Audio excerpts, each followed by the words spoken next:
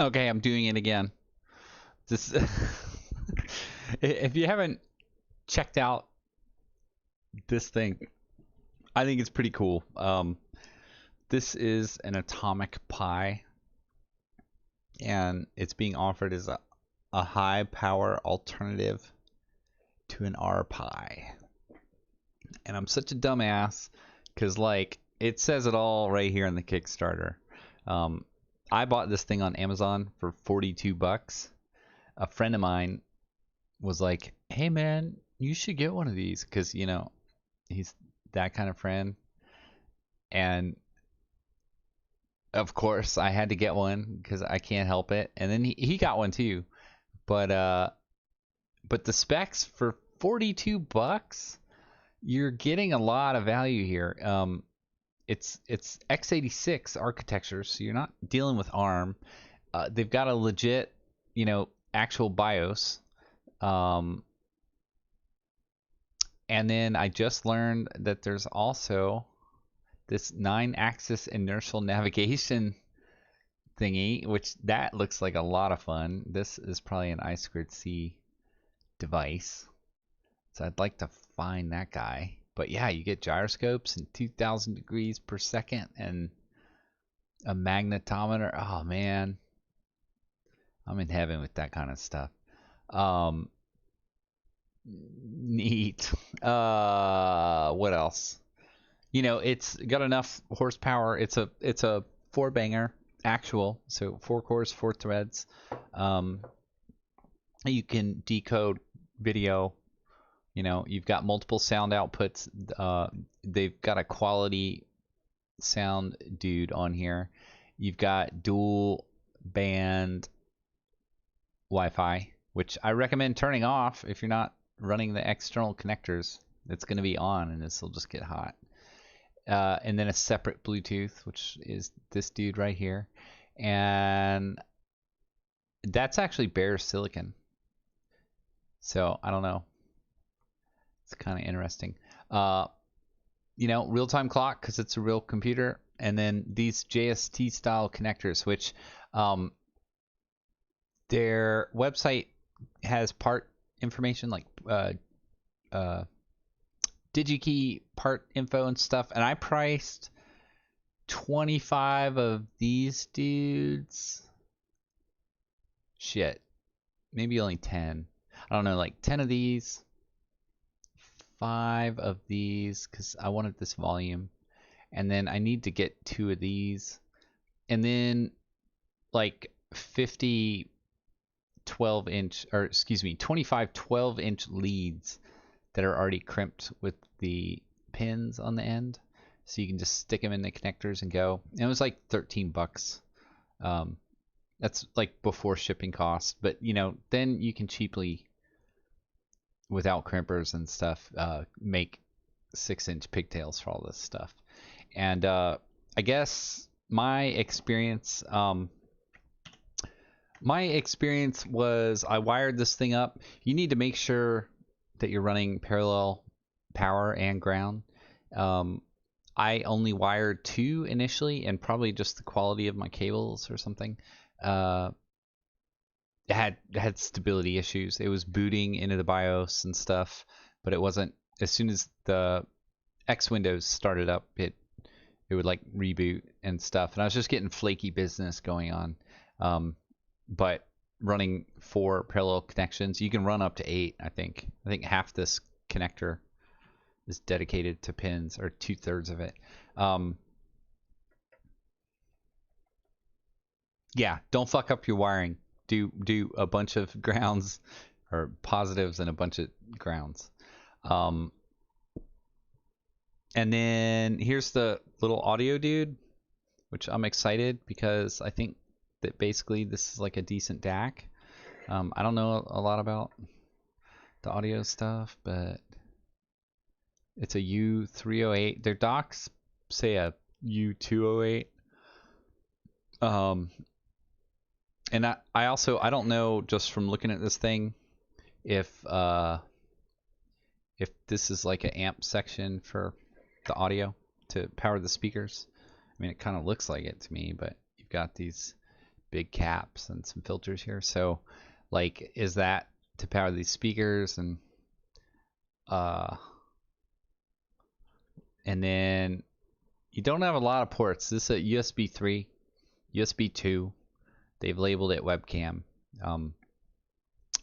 This little dude, I think is for programming the BIOS, I want to say. And then over here, the volume control, you can reuse that as just standard IO if you need more. You've got audio stuff here, inputs and outputs, more IO. There's some IO in here, over here, I think. And what else? Oh, where's that chip? Where's this little 9-axis? I have to see it now. I have to see it. Oh, is that it? That looks big. Is that it? What did they say it was? It's a... They're saying typically 4 to 15 watts. I'm pulling, yeah, 5 volts, 0.8 amps right now, doing nothing.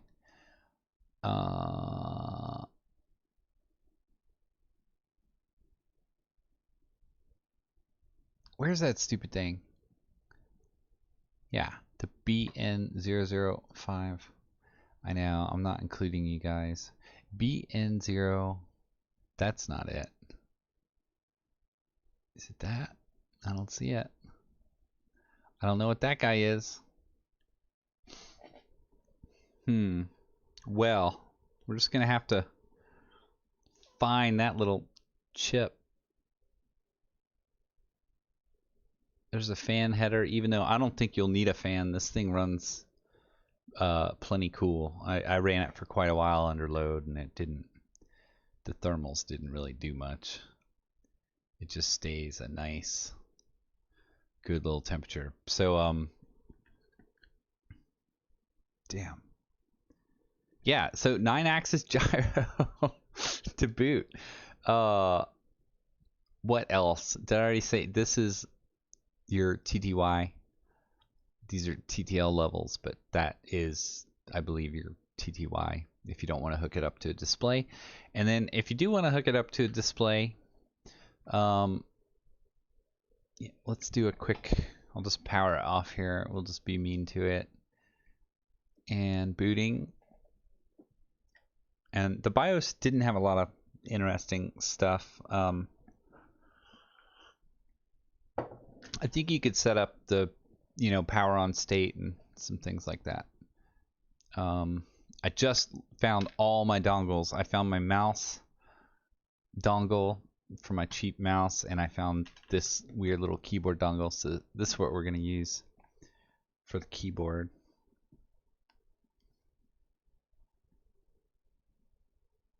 So first time you log in, they give you the password right here. But I've already set up keys. They also, and it put you in the admin group, and you can run sudo with no password. So if you throw keys in there, just make sure you know where your keys are. So this little dude is called house, and I turned the wireless interface down because it gets hot. I need to figure out how to disable that. Docker comes pre-installed. This is I think this is Ubuntu 18.04, so that's pretty cool. Here you can see our 4 bangers, and then 4 cores, 4 threads, and there's LSPI output, a bunch of Intel stuff. So your HDMI audio is going to use the Intel built-in audio off of the Atom, and I think that basically it's a i9-15, which is pretty well supported at this point. Yeah, and anyway, I don't think it's gonna have any issues decoding.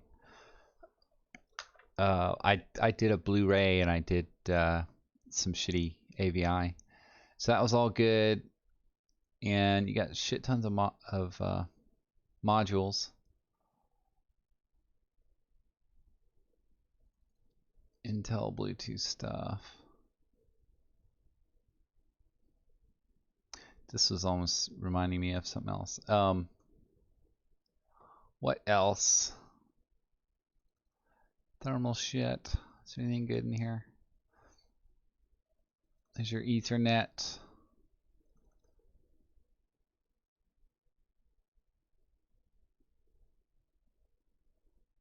Mm-hmm.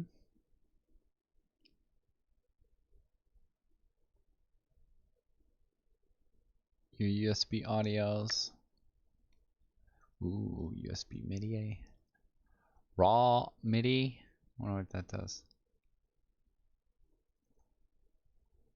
Yep, 2 audio. Majiggers. And then all this GPIO. So they have some examples. And look, you've already got your I2C dev loaded. Let's see. So my hopes for this thing, besides being, oh, let's do USB output. There you go. There's all your thingies. This are nice DAC, I believe, and then yeah, I'm guessing that how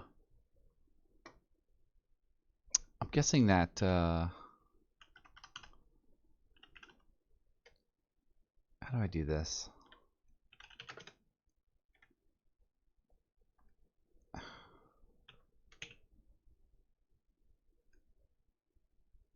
Dash L.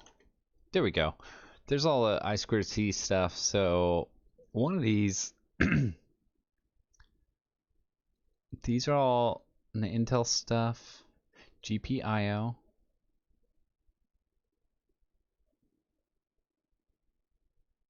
I can't remember the stupid commands. I wonder if this is the little dude.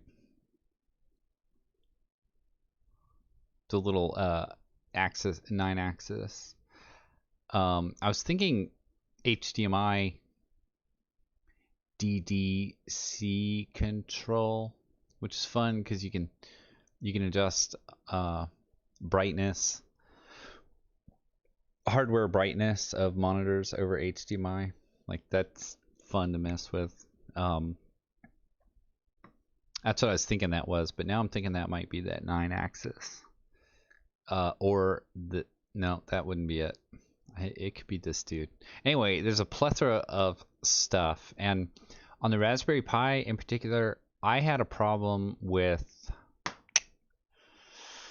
oh, I can't remember. It was something SM bus related when I was messing with batteries, and I couldn't do block writes or reads. There was something the library didn't handle on the chip that is on the Raspberry Pi. So maybe this Synopsys I2C chip is better.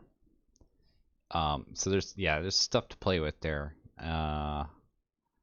And maybe, I don't know. I haven't found any libraries or anything. But anyway, that's, I guess, all I really have to say about that. We'll do a quick demo. So I'm going to Control-Alt-T, and I'll just open up a little terminal. And we can just run normal old MPlayer. And you don't need any special ass shit. Here's airplane.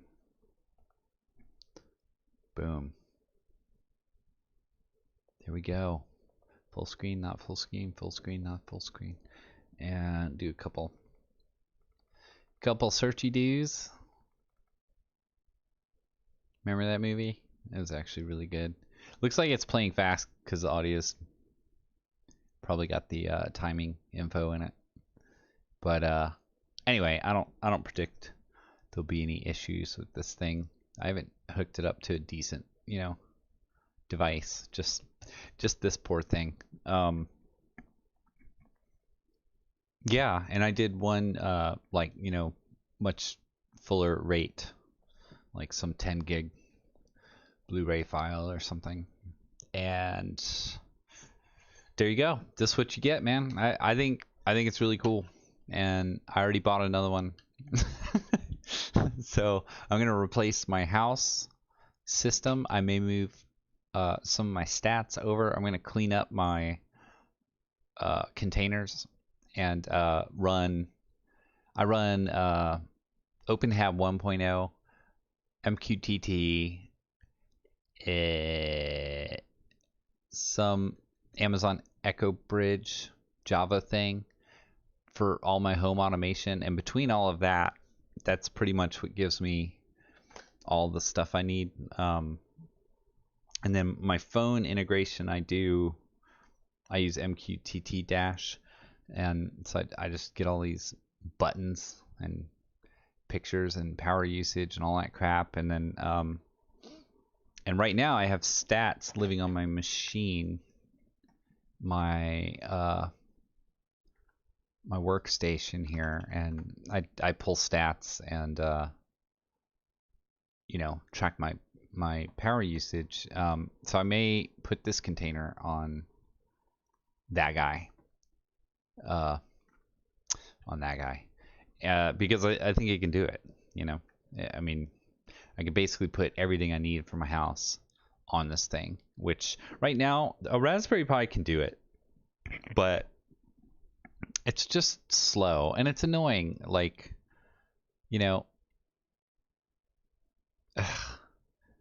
my Raspberry Pi has been running for years, and it serves my house, but I think for $40, this is quite the upgrade in just raw power. And if you want to hook a webcam to it, you can do some heavier lifting webcam type stuff. If you want to serve files from it, you could probably do that. It's just not. Yeah, I mean, x86 is just going to be a better architecture, in my opinion. And then in particular, the sound. I think I get really annoyed. In the past, I've done a lot of text to speech stuff. It's been a huge part of my workflow, and integrated into like various IRC things, and just it helps me in my workflow. And so of course I played with it on the Raspberry Pi, and I use Cepstral, which if you ask really nicely, you can purchase the Linux version of Cepstral, and I recommend it if you're into text to speech and run Linux. And I have one. I had to buy a separate version for the Pi because it's ARM, but I own a license to run it on all my x86 machines. And I kind of wanted to get some more voices, actually, because I used to color people's voices based on their user IDs. So in chat, or in IRC in particular, everybody got a different voice. And anyway, it was cool because everybody sounded consistently different. So yeah, playing with that stuff, not worrying about having to render those things. And then the speakers. If I get clean output from these speakers from that DAC, that would be sweet, because this would make this a really good vehicle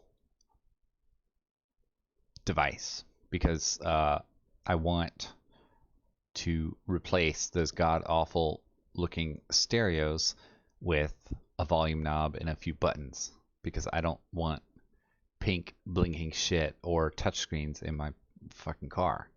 And it's always been a dream of mine, and I never did it. And I have a project vehicle that this is perfect for, and I even have the amp lying around that's pretty sweet for the whole thing. So if I can get clean stereo output out of this thing, then that might be a good project. So what I may end up doing actually is benching the whole system, because I have a battery that I don't have a use for. I have an amp already, and I have like a sort of another deck that's not in use. But putting all of that into a single thingy, and then I can start hacking on the MPD again, which is what I used to use for all my music stuff. I really want to make music transition to and from the vehicle. And I'm not even a big music buff. I just like, I've gotten accustomed to not having to worry about working light switches and things like that. And anyway, this little computer at this price point, I think it's pretty cool. And if you haven't heard of it, check it out and tell me what you think. Let me know what you're doing with it. Yeah, it came out of the box and booted because it's got a 16 gig eMMC drive in it. So SD card, that's like your expansion. Anyway, it's pretty cool. All right, I'm gonna be done. Try to keep this one short.